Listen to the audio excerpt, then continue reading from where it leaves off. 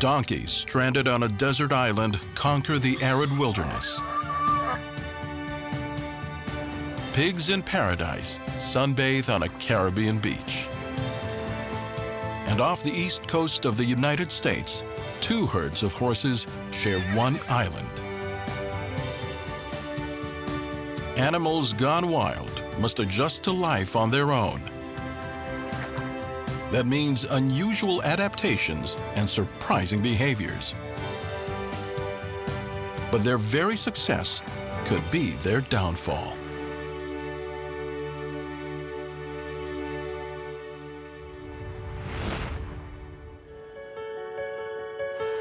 Inside the different realms of the wild kingdom,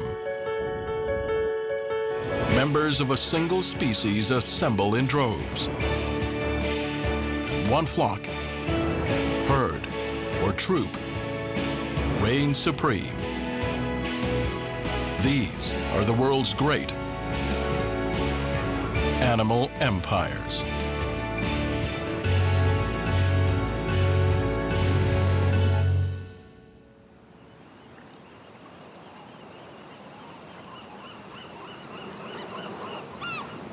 The small Dutch island of Bonaire lies off the northwest coast of Venezuela.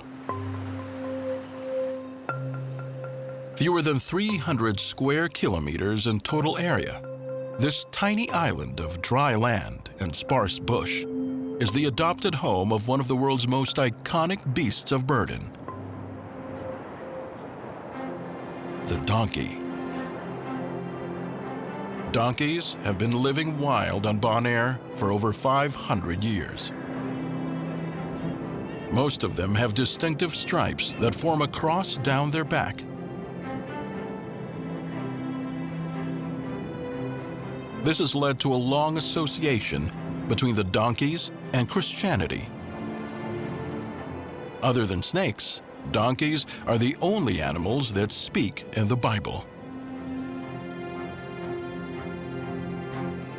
The cross is actually a trait inherited from the Nubian wild ass, one of two subspecies from which all domestic donkeys are descended. The donkey's ancestors made their home in the desert land of northeast Africa, between Egypt and Somalia.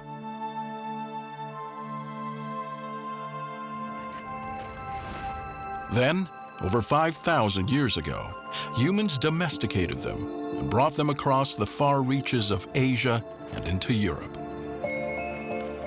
In the 16th century, it was the Spanish conquistadors that brought donkeys to Bonaire.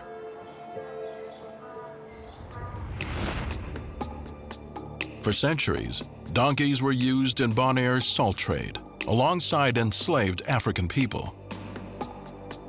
When slavery was abolished on the island in 1862, the salt business industrialized. The donkeys were set free. Today, they are a reminder of the island's history. The feral donkeys quickly adapted to Bonaire. They are naturally suited to desert environments like these. In the 1950s, their population exceeded 1,200.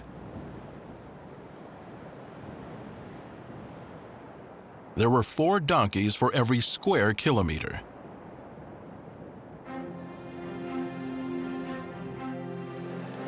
Their diet here consists of grass, shrubs, and desert plants. The plants also give the donkeys most of the water they need. The thick hooves protecting donkeys' feet actually benefit from the rough and rocky ground. Their hooves are the same material as human fingernails and never stop growing.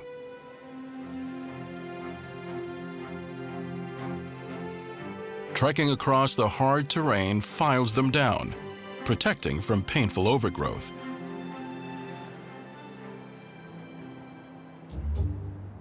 To keep cool, the donkeys kick up the desert dust and cover their bodies.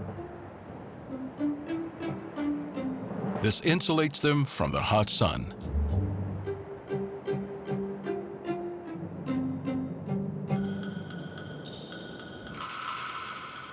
Male donkeys are called jacks. The dominant jack will lead a herd of around 20 individuals. The herd includes a harem of up to 8 females, their foals, and often a few subordinate males too. These days, the donkey's desert home is changing. Development on the island and a growing tourism industry have intensified competition for territory between jacks. And as humans move in on the donkey's turf, conflicts with their new neighbors are inevitable.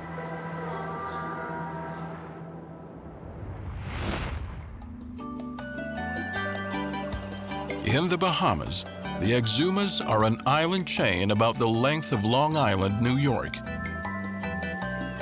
This is Big Major Key, one of the 365 sandy isles that make up the chain. It's home to some surprising castaways. Stranded here, pigs in paradise. These are the same species of swine that can be found on farmers' fields across the globe, but these ones are feral. Domesticated pigs are descended from wild boars. These pigs may live in the Bahamas now, but their ancestors hail from Asia.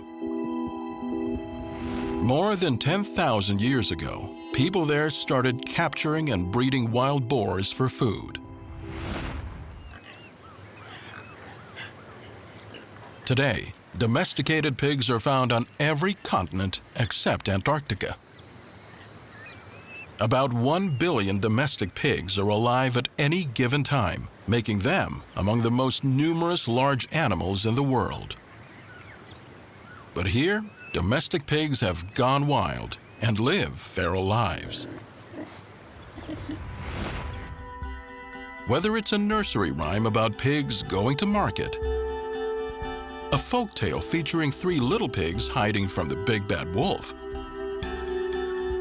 or a classic novel where a well-meaning spider named Charlotte tries to save her barnyard buddy, stories about pigs have been igniting the imagination of children for centuries.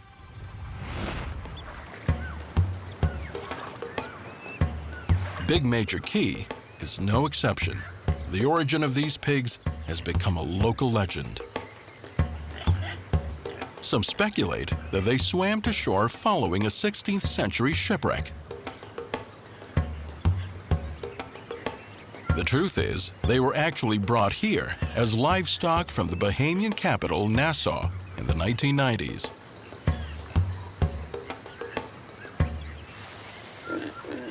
At first, there were only 5 juvenile pigs, and they were fed and fenced in. But when they grew larger, they escaped. The pigs survived on the island for 7 generations.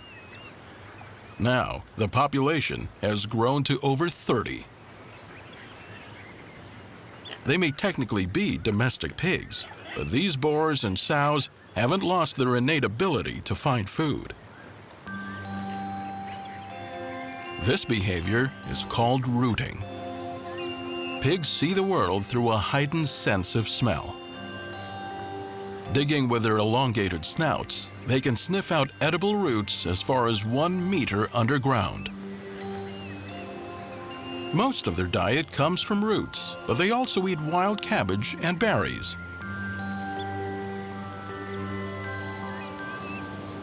They get their water from the island's 3 inland springs.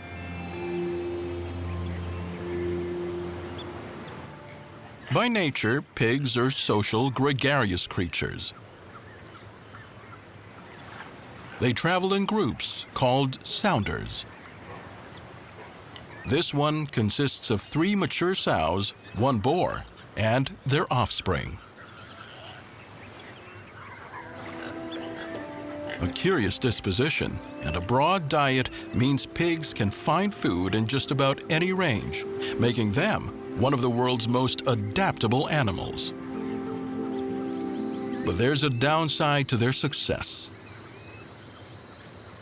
With no predators, the number of pigs here will continue to grow until there's not enough food and water for everyone, potentially devastating the island's native ecosystem in the process.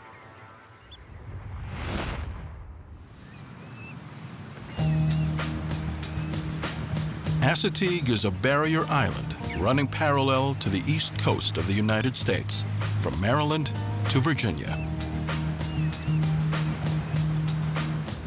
It's a narrow strip of sand and sediment, almost 60 kilometers long. Another island with another species gone wild. Horses. Assateague's horses have free rein over the island's open meadows.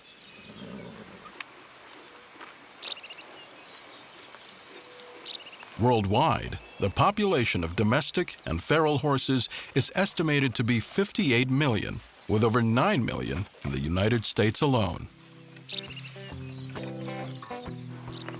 There are so many horses in the U.S. that if they were to form their own state, it'd be the 11th most populous in the country. Prior to their domestication, horses roamed the open plains and grasslands of the Eurasian steppes, from Ukraine to Mongolia. First domesticated as a food source, humans eventually realized that tame horses made great workers. Over thousands of years, people brought horses with them across the globe, just like pigs and donkeys. Assateague Island's horses have been here since before the American Revolution. But how they got here is a mystery. Some say that the horses arrived when two Spanish galleons crashed into the island during the 1500s. Others believed that early colonizers stashed the horses on the island to avoid paying livestock taxes.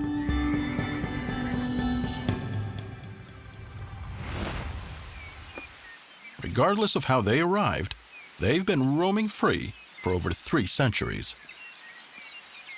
Today, 300 horses live on Assateague.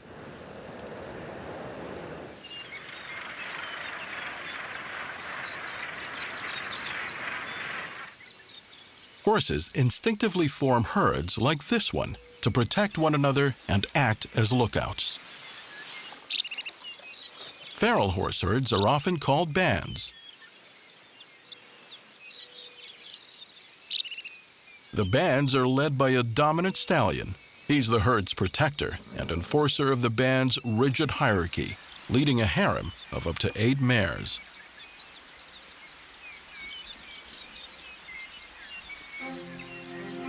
In addition to a dominant stallion, every band has a lead mare, like this white horse. She decides where to graze and when to go find water. Horses are prey animals. They grow anxious and flighty when alone. Even here, where there are no predators. The company and hierarchy of the band keep everyone feeling secure. With winter on its way, this horse has begun shedding dead hair and growing in a thicker coat. The horse's pituitary gland recognizes the shift in daylight hours and produces a hormone that triggers the increased hair growth. It's an itchy process for the horse. Horses need to keep their coat well groomed all year. It regulates body temperature and protects against the elements. Horses also produce pheromones that make it possible to identify other herd members from as far as 120 meters away.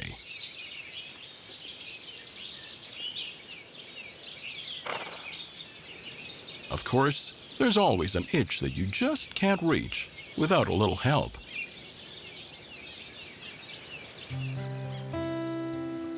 When animals clean each other, it's called allo-grooming. It's a sign of an intense bond between horses. The more horses an individual grooms, the higher her social status is within the herd. Scientists have even found that mares, who are the most gregarious groomers, also produce the most offspring.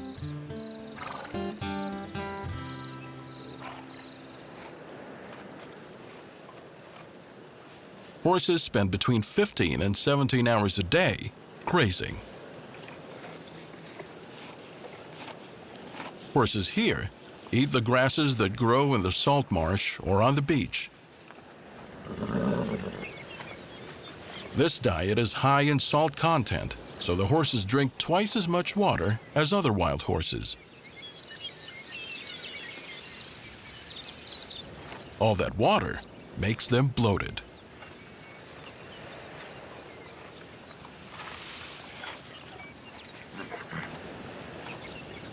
The grasses are also low in nutrients, so the Assateague horses are shorter and stockier than other breeds.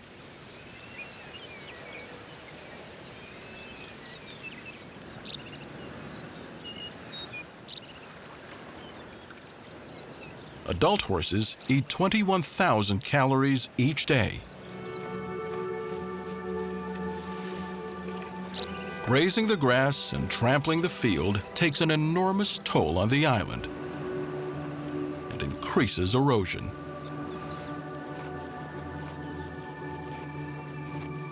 With no natural predators to control the population, these horses can eat themselves out of house and home.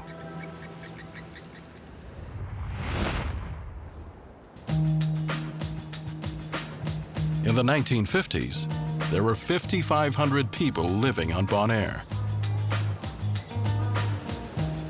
At the time, that meant for every 5 people on the island, there was 1 donkey.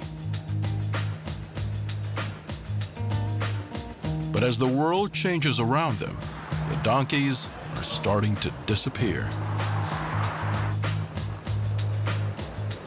These days, it's tourism, not salt, that drives Bonaire's economy. 70,000 people visit annually, most of them coming to dive the clear blue water and explore the coral reef that surrounds the island. 16,000 human residents now also call the island home. Development has encroached on the donkey's former range, meaning there's less area to graze and less food to go around. Many also believe the donkeys are throwing the ecosystem out of balance, killing plants, and, like the Assateague horses, eroding the island with their non-stop grazing.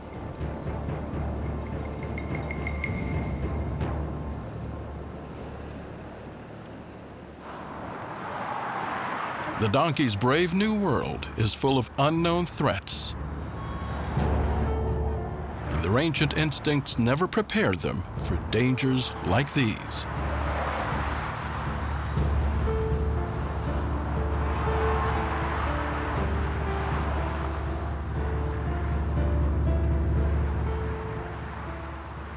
Unlike horses who instinctively flee nearby threats, these frightened donkeys freeze in the face of danger, stopping to investigate threats.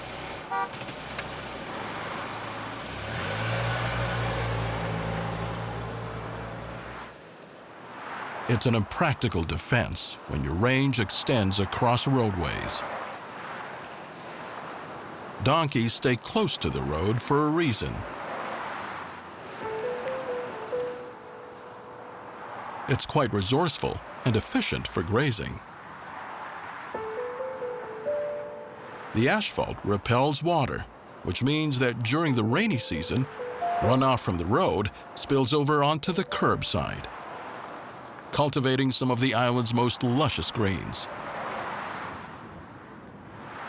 In recent years, up to 60 donkeys annually have been killed in motor vehicle accidents. Even though their numbers are declining, there are still too many donkeys and not enough space. So measures have been put in place to control Bonaire's remaining population of wild donkeys. Jacks have been gelded and then released back into the wild.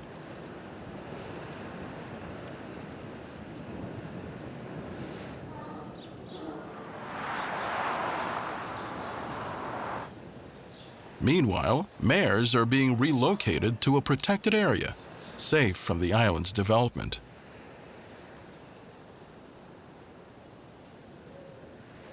Limiting the number of free-roaming donkeys on the island means fewer car accidents and more space for the donkeys to graze.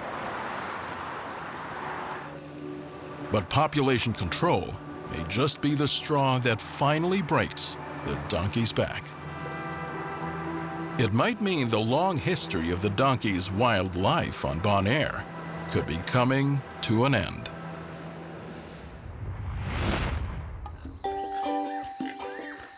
The wild pig's colonization of the Bahamas' big major key has been so successful that the locals now refer to this spot as Pig Beach.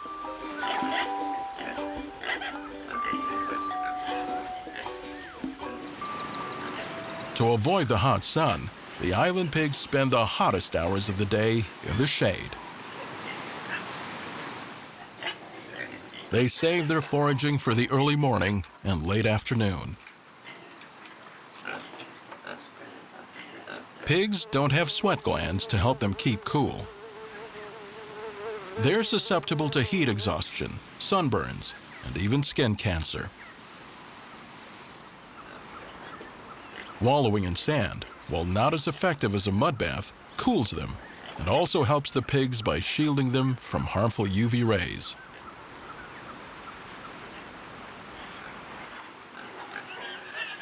And when things get really hot, these pigs have another trick up their snouts.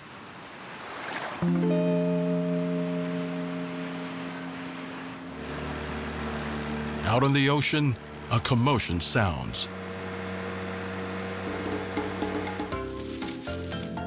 The pigs storm the sea. And then, an even more curious behavior. They piggy paddle out to the waiting boats. They weigh between 45 and 90 kilograms each, and they're not exactly hydrodynamic. But what these pigs lack in speed, they make up for in determination. In the last 10 years, the legend of Pig Beach has spread far beyond the Bahamas. They've become the biggest single attraction in the Exuma Keys. The sight, sounds, and smells of boats and humans draw the pigs out of the bush and into the water. This isn't the first time stories of swimming pigs have amazed humans. During a World War I naval battle, an attacking British vessel rescued a pig swimming away from a sinking German ship. He was nicknamed Tirpitz and became the official mascot of the HMS Glasgow. In 1946, 200 pigs were brought to the Marshall Islands to test the effect of nuclear fallout from an atomic bomb detonation. After the explosion, they found pig number 311 swimming, safe and sound, in the Pacific Ocean. She lived out her remaining days at Smithsonian's National Zoological Park in Washington, D.C.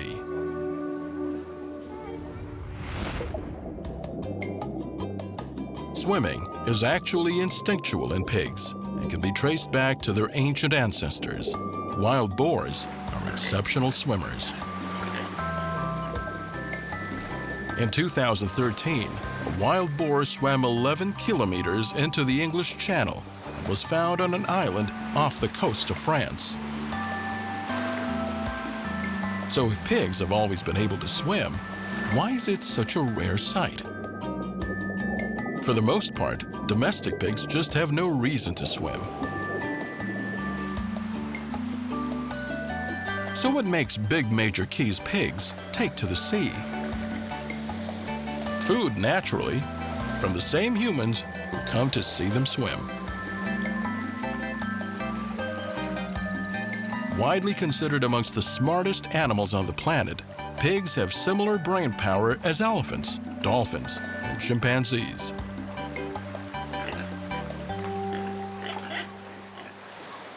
Pigs have excellent long-term memories and exhibit extraordinary problem-solving skills. Both qualities help them exploit what's become a dependable supplementary food source.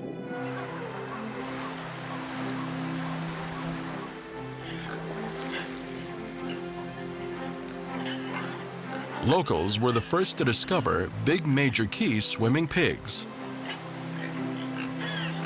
But in the age of social media, word spreads quickly. By the mid-2000s, photos of the pigs began popping up online. Before long, the pigs went viral. They've made international headlines, partied with pop stars, been photographed with swimsuit models, and even appeared on reality television shows.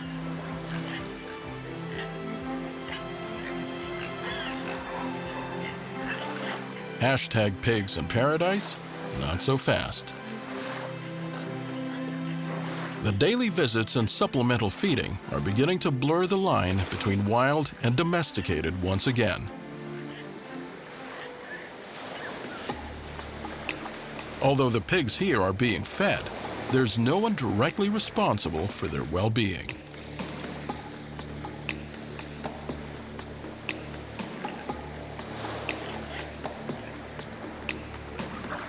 If left unchecked, feral pig populations grow rapidly.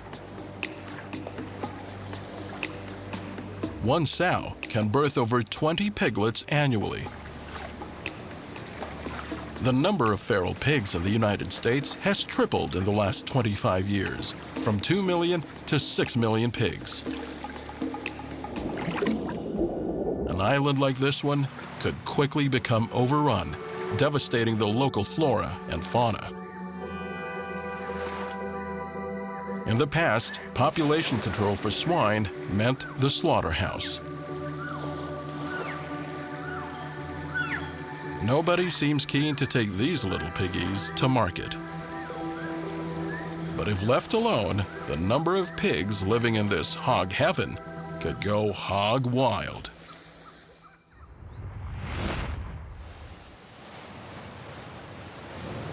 The sand that makes up Assateague Island's beaches comes from the ancient eroded rock of the nearby Appalachian Mountains. Waves pounding against the shore move the sand and keep this barrier island in a state of constant flux.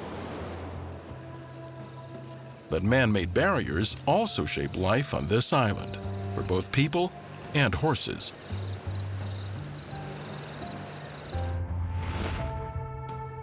A state border runs across the island, separating it into two parks. The northern section of the island is Maryland's Assateague Island National Seashore. The southern part is in Virginia, where the horses live on the Chincoteague National Wildlife Refuge.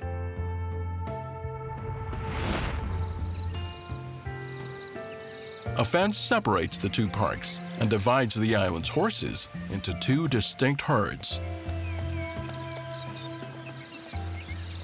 This is one of the Maryland horses. Now in his fourth year, he's just beginning to reach sexual maturity. He's on his own. The leader of his band, probably his own father, chased him away when he got old enough to become a threat to the stallion's dominance. For horses, This is an instinctual prevention against inbreeding.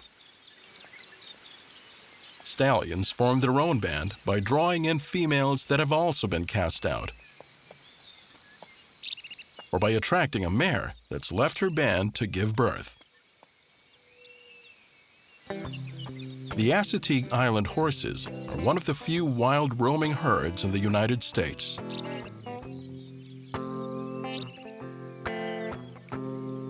They're the subjects of ongoing studies by scientists striving to understand the secrets of wild horse herds. They found that individual horses form close bonds with each other, but these relationships are so prone to fallouts that researchers have compared life in the herd to a soap opera.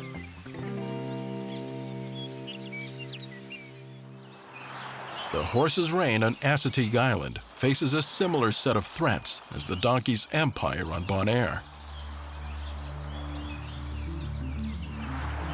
The horses are drawn to the rich grasses on the side of the road.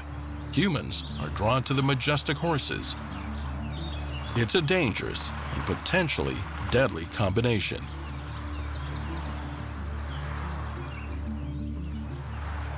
Since 1982, traffic accidents have killed 29 horses on the island.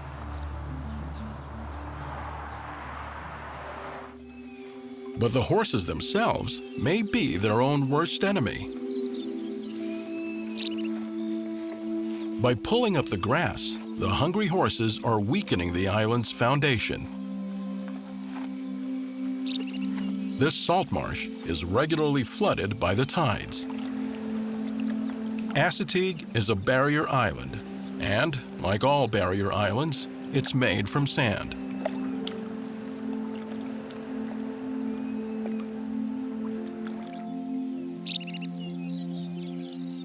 The grass is the glue that keeps the island from washing away.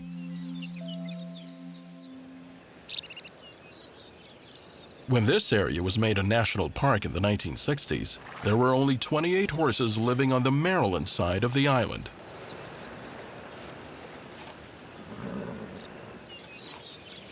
A nor'easter had decimated their numbers, and the park sought to protect the small herd. By 1997, the herd's numbers had risen to 165, and the park faced the opposite problem.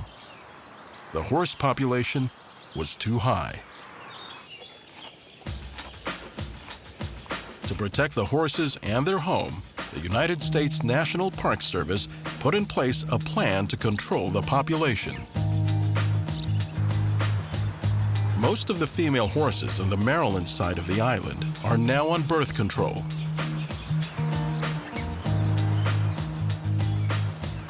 Mares who have given birth at least once are shot with a dart gun containing a state-of-the-art equine contraceptive.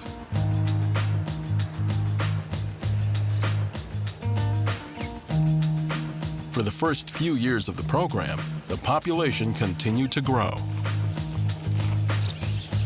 But officials were patient, and in 2014, the Maryland's horse population dropped to a sustainable 100 horses, with no cull or relocation necessary.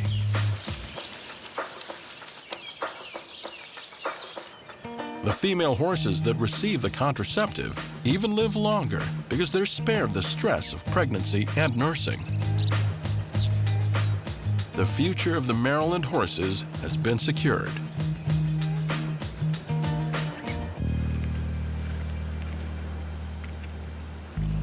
On the Virginia side of the island, the horse's appetite poses the same threat to the island's foundation. But officials there are trying a different solution to manage the population.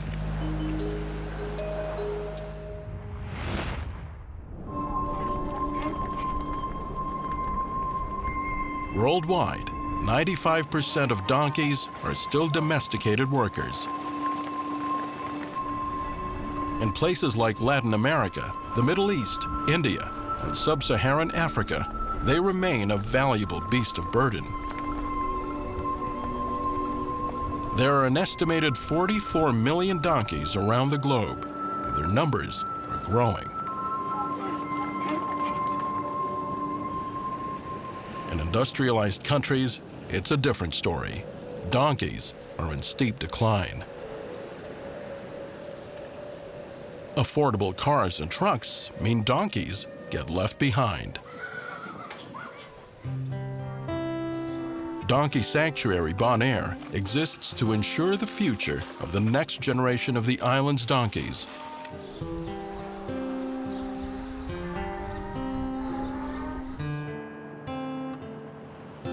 It was established in 1993 to help care for the island's sick and injured donkeys.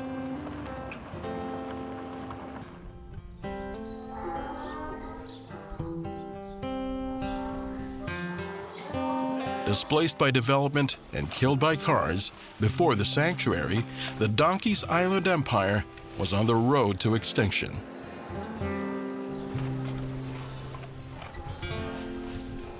The donkeys here are fed 3 times a day, a diet of horse pellets, vegetables, and as much hay as they can eat.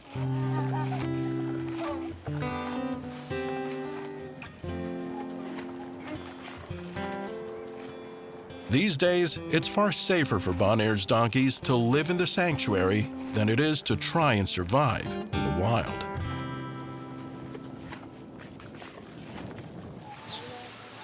This foal was brought to the sanctuary when she was just 2 weeks old.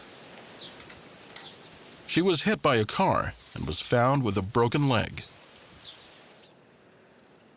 Without Donkey Sanctuary Bonaire, she would have died.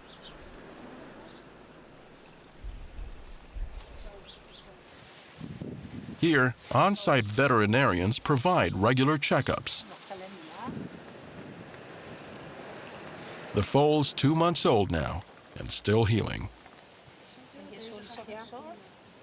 They line her legs with wooden stints to keep the bones straight.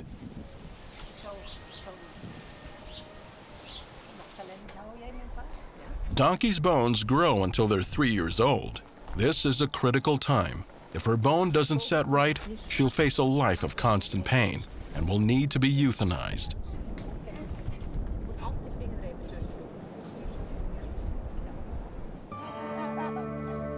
But so far, the young foal is doing well, and if she continues to recover, she could live to be 40.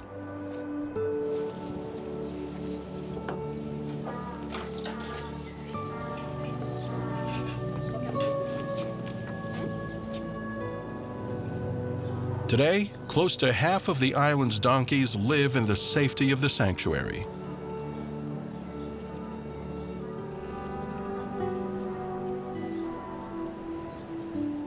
That means 600 donkeys don't have to worry about car accidents.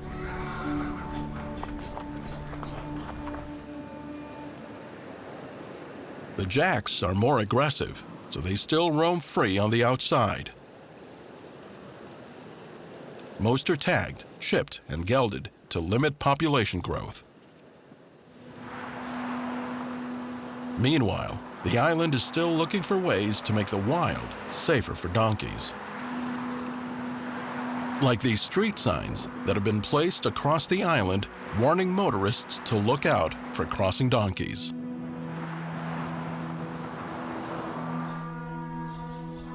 The next step is a scientific study to determine the number of donkeys the island can support.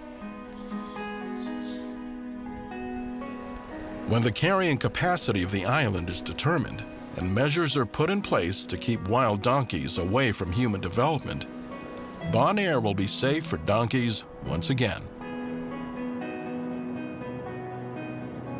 Until then, the sanctuary will continue providing the highest quality of life possible. That includes plans to deepen the island's gene pool by artificially inseminating mares. So when the time comes for the donkeys to live free again, Bonaire's donkeys will have the best possible chance of survival. The donkeys' long reigning empire may soon be ready to rise again.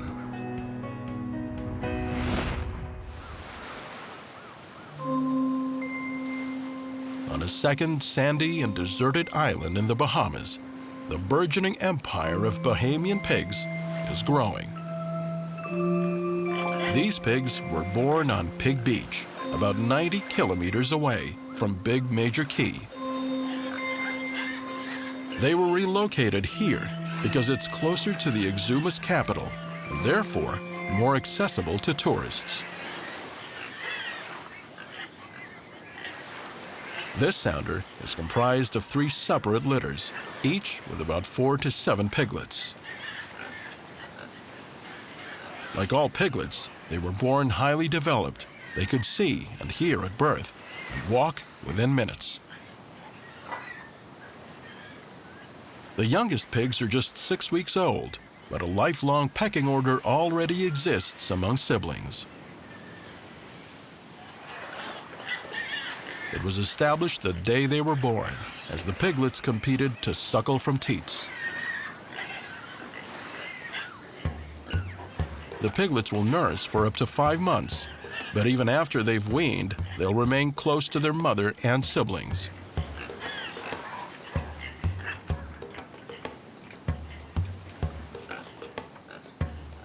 Unlike the pigs on Big Major Key, these pigs can't survive without human help.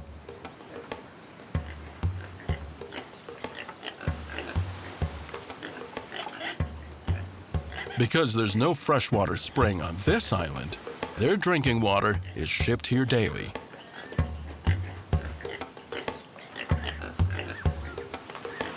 The pigs here have been domesticated once again.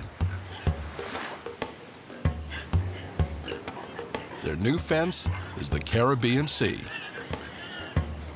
It's an odd combination of agriculture and tourism. The spread of this pig empire could spell disaster for both pigs and their adopted lands. Across the Bahamas, other introduced species like cats and mice have decimated island ecosystems. Left free, the highly adaptable pigs could eventually outcompete native species and wipe out local plant life in the process.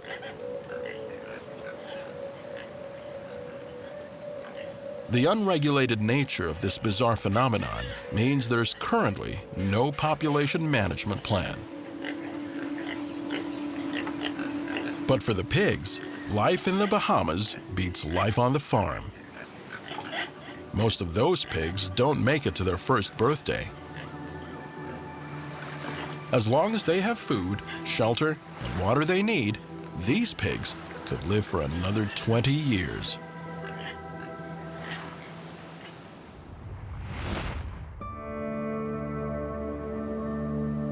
The Assateague National Wildlife Refuge in Virginia is on the southern side of Assateague Island.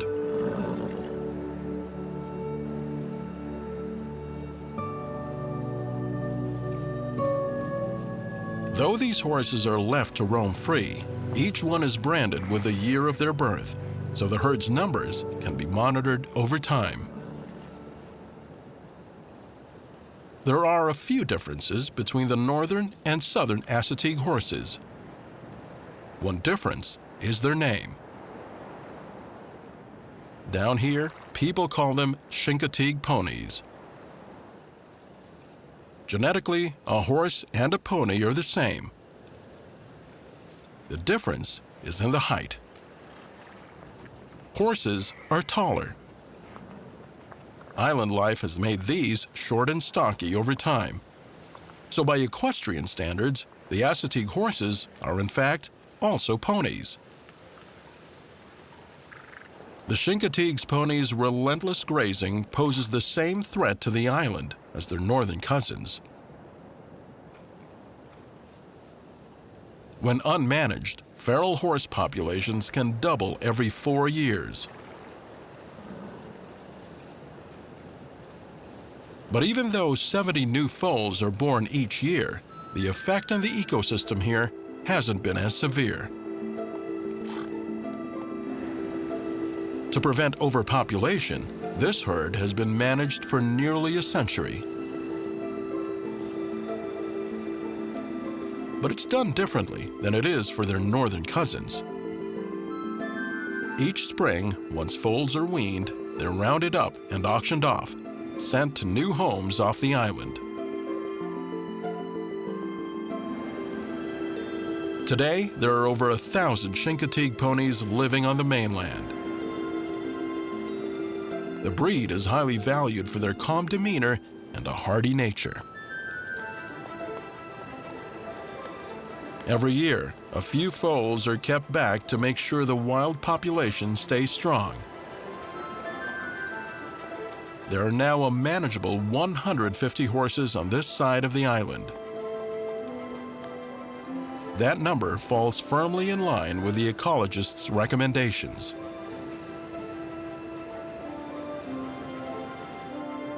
The two herds are both considered conservation success stories. With proper population control, the hope is the sun will never set on the empire of the Assateague Island horses.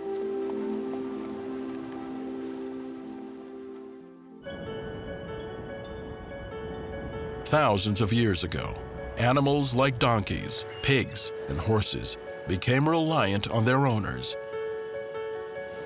Likewise, humans came to rely on them, bringing them with us as we traveled the globe. But when animals are abandoned in strange new lands, the consequences are unpredictable. Controlling the population of feral species remains an ongoing challenge for conservationists around the globe. These empires gone wild struggle with depleted ecosystems and new relationships with humans.